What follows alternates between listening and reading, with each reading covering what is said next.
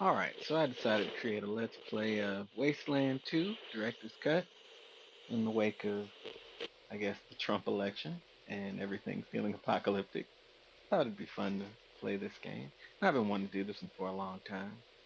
And I call this series Dreamhouse Barbie. And I call it that because, okay, so my wife and my best friend, or one of my best friends, Mark, says that I don't play video games correctly because I focus on how my characters look and their items and all the cool stuff I can do and customizing them. And they say that's not playing the game, that's playing Dreamhouse Barbie. So we call this Dreamhouse Barbie. And I think this will technically be, I'm going to call it Season 3, but it's probably going to run concurrent with Season 2 because the internet. So yeah, we're going to start Wasteland 2.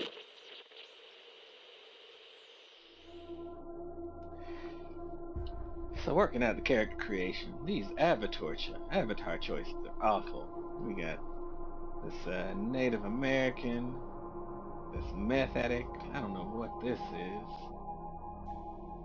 We got the white dreadhead, which is always a bad look. We got this Jimi Hendrix looking thing here. That looks terrible. And Mark's not gonna like that one. I had to make that one Mark. Mark doesn't smoke. He would never smoke, but that's as close as we can get. We got this junkie with a hockey stick, these crazy glasses, and then we got this, which is the default for all the enemies that you're gonna face. So I didn't want to use that one because it's gonna be used over and over again every time we face an enemy. Yeah, it's a poor selection. On PC, I actually have the PC version. You're allowed to upload your own profile pics. I'm playing on PS4. I guess this is one of the setbacks. That's why they say PC is the master race.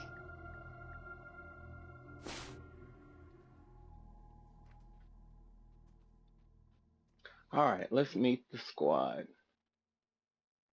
First we have myself, the Namin. I even wrote in little biographies for everybody because I'm gonna just roleplay the hell out of it. So, the Namin's biography is: in the aftermath of an apocalyptic event caused by the Trump presidency, the Namin and his crew move west in search of new adventures. So the Namin is 32. He's Christian. He's American. His skills. I probably have the least amount of coordination in the group. We're unlucky. I have the least amount of awareness, not much strength, a lot of speed and intelligence because I want to move pretty fast and I want to get a lot of skill points when I level up.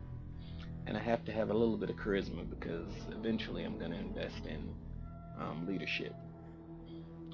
And charisma affects the number of people I can affect at one time with leadership. I guess I can get into the mechanics eventually. Alright, my skills would be energy weapons because this is Dreamhouse Barbie. Of course, for myself, I picked the weapons that are the coolest. Energy weapons in actual combat, at least early in the game, are pretty useless, but they're the best looking guns. So, because I have to be pretty and have the prettiest guns, I had to invest in energy weapons. My skills, safe cracking, and I'm also going to invest my character in alarm disarming. Hey. And my general skills, I'll be the smartass in the group. And my quirk is delayed gratification. From all of my years playing Resident Evil 2, which broke me as a person, I always invest in the delayed gratification in all games. You gotta save you gotta save towards the thing that you're building up for because you never know. So yeah, it's Resident Evil 2 that broke me. Alright, next we have Private Scoop. I wrote for her biography. She is the Namin's loyal wife. She was an IT professional before the world ended. She has since become a crack shot with a sniper rifle. She's usually upbeat, but also carries an unhealthy amount of repressed rage, so stay on her good side. I added that last bit because I made that her quirk, repressed rage, and that's pretty accurate for Private Scoop. pretty accurate. But otherwise, okay, we have her at 28. Her religion is Christian. I have no idea what religion comes into the game. I guess I haven't played it enough to see why religion is even mentioned, but I'm sure it's going to come up. And her ethnicity is American, although she's trying to argue that she's Puerto Rican. I have not found evidence of that yet. Moving right along, we give her 8 coordination because we need her to be an excellent and mobile sniper. She will be the team sniper. We have low luck because luck seems to be a dump stat.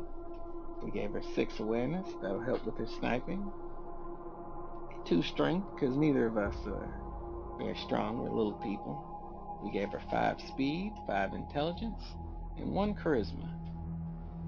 Her combat skills are combat skills are sniper rifles.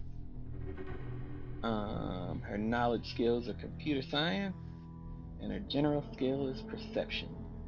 We're gonna make her our perception / sniper build. And we made her quirk repressed rage. So she gets 2 times damage and plus 25% critical chance for 1 turn after receiving a critical hit. So it's kind of a disadvantage because she can only use criticals when she gets hit by criticals.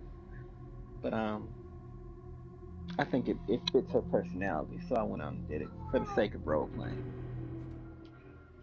Alright, next we have Sidarius. I debated if I was going to use a screen name, but I think I could get away with it. I should ask his permission first, but I doubt he'll sue me. But alright, for his biography we wrote, Benamine's best friend since high school, Sidarius was a firefighter and paramedic before the world ended.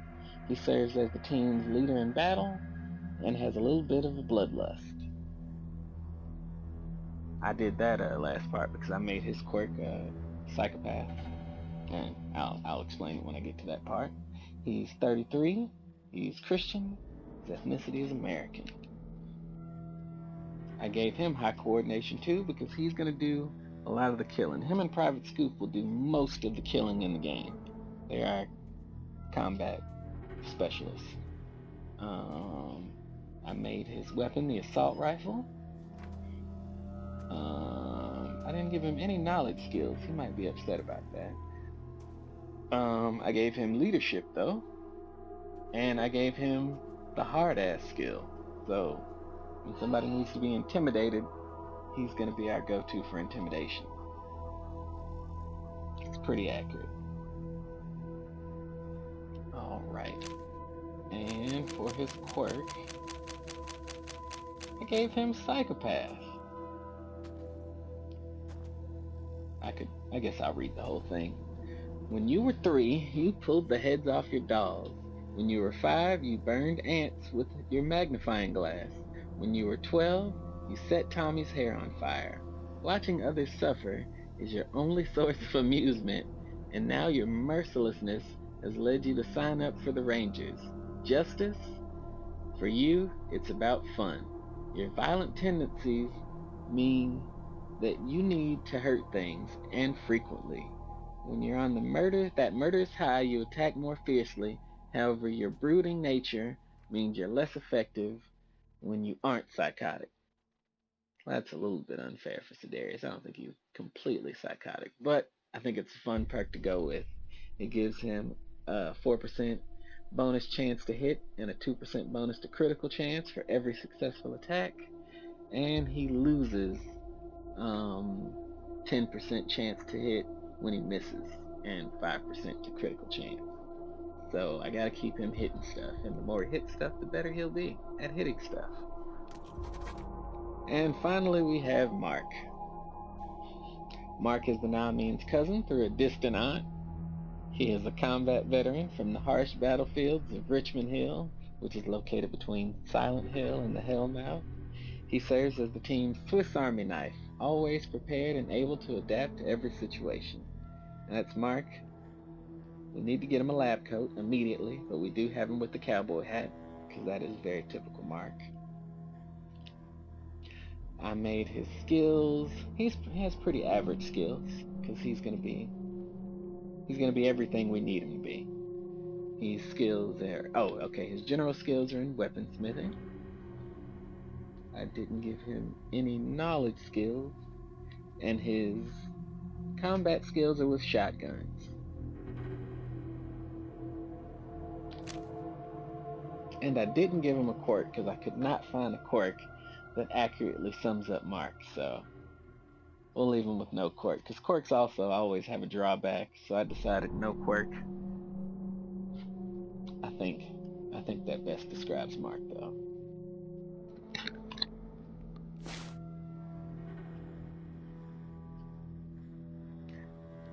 I think we're gonna go with seasoned. I don't want to think too hard. I like to dominate in my games. I don't like to play fairly.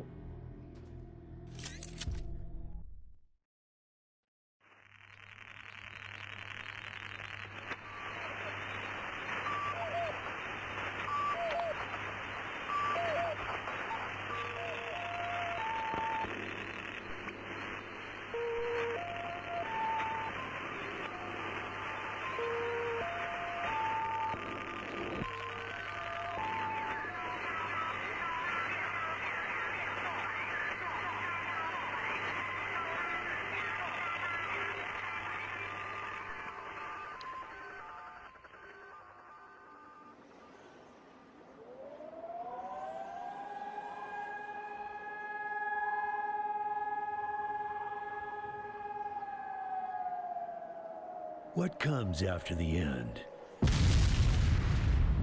I don't know. Neither did they. They were just an Army engineer battalion, constructing roads and bridges deep in the middle of the Arizona nowhere.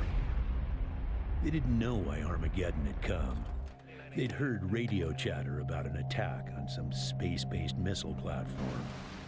But who had attacked it, or why? No one knew. What they did know is that the politicians and the generals had finally ended the world. Now, everything was gone.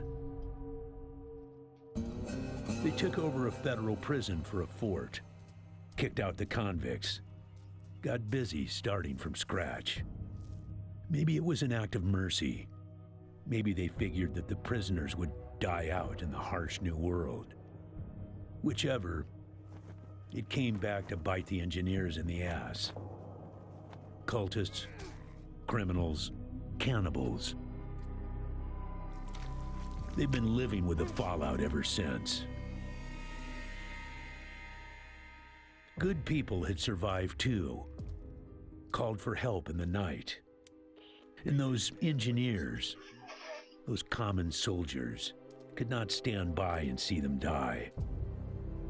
So they came out of their fort, and they helped the survivors defend their homes. And for that, they earned a new name, a proud name, the Desert Rangers.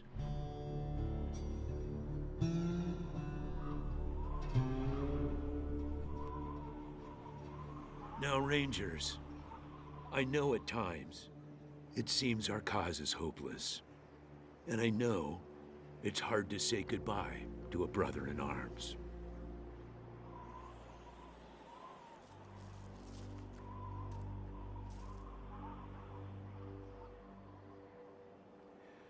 But I want you to know something else.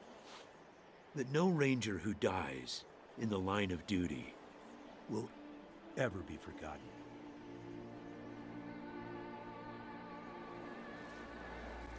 Nor will he have ever died in vain or unavenged.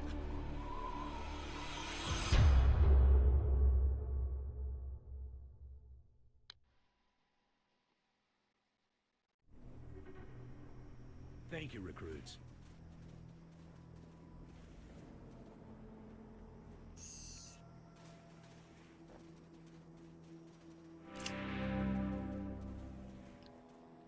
A stiff-bearded older man wearing a hard-worn ranger uniform and a battered old cowboy hat.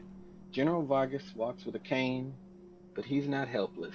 He wears a pearl-handled revolver on his hip, and there's a lot of notches on the barrel.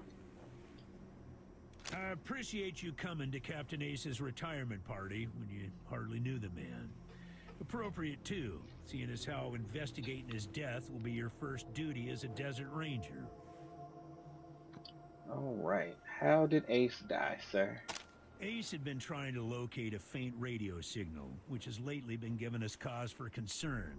We gave him 3 repeater units and sent him to hook them up to 3 remote radio towers. This would have allowed us to get a fix on the signal. But sadly, Ace was murdered by unknown assailants right after hooking up the first tower, and his logbook and the last 2 repeater units were stolen.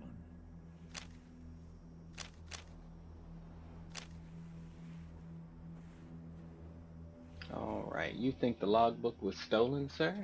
Don't know, but it wasn't on Ace's person when he was found. Look for it.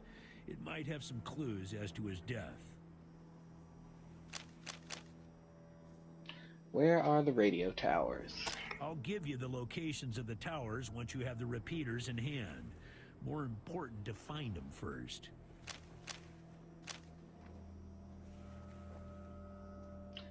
The voice signal on those is a threat, broadcasts sir? disturbed me greatly.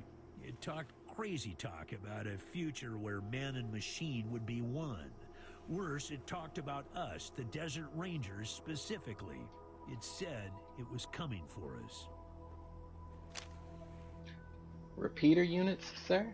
When you get back to the Citadel, talk to our radio expert, Wade Woodson, if you want to know more about the technical details. All I know is the repeaters will upgrade the towers and allow us to zero in on the mystery signal. Happy to be given the opportunity, sir, but are you sure we're ready? Yeah, I know. You've hardly found your feet with us, and here I am sending you on a mission that already got 1 Ranger killed. Well, I wish I had another option, but the Desert Rangers are spread a little thin right now. Ranger teams Abel and Charlie are out west trying to stop a range war out there from becoming straight-up genocide. And Team Baker is up north looking for a way through the radiation that's cut us off from Vegas. I'm afraid the next generation is going to have to lead the charge on this one.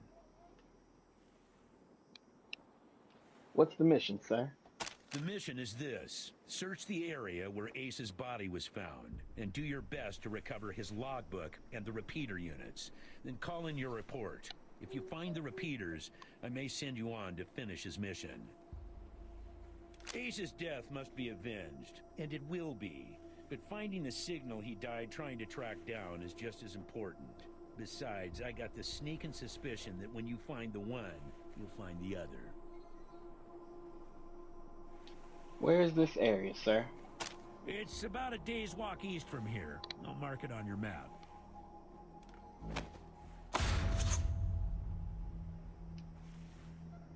There you go. Call in, sir? Yes, call in on your radio. Your radio is your lifeline to Ranger Citadel. We'll be calling you with alerts and updates on your current missions, and sending you new missions when we receive distress calls.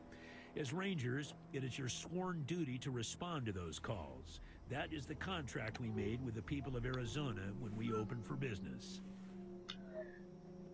When can we enter the Citadel, sir? Once you prove yourself, the Citadel will be your new home. Consider this mission the final test of your training. If you succeed, you are welcome within our walls. If you fail, then you aren't cut out to be a Desert Ranger, and we won't let you in. Alright, so this is our first chance to use those different skills we picked up. We can do the hard-ass approach with Sidarius. What if we prove ourselves by kicking down the Citadel doors, sir? We can do the kiss-ass approach.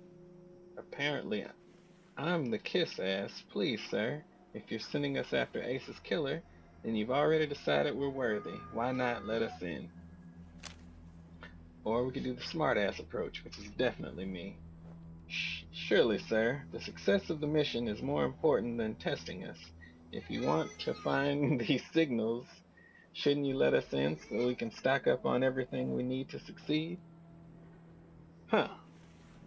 I think I'm gonna go with the smart-ass approach. Using logic on me, eh? Smart-ass. Logic and observation will change some folks' minds, and you can catch people in lies that way. But sometime, it only makes them mad, so be careful. In this case, you're right. I should let you in, but I got a feeling about you four. You got depths you don't even know you have, and it's gonna take adversity to tap them. So I'm sending you out undergunned and unprepared, just to see what it brings out of you. You'll thank me later. That actually sounds pretty stupid. Maybe. Thank you, sir. We'll do our Good best. luck out there, recruits. So there is the intro to Wasteland 2. That's our mission. That's me with my pretty glowing gun. And we're gonna wander around here for a little bit. Oh, gonna need the shovel.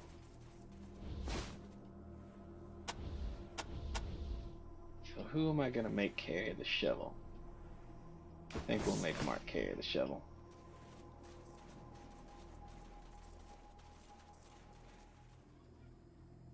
Alright, for the sake of time, we're gonna end this episode here. And we'll start a new episode. But thank you for watching so far.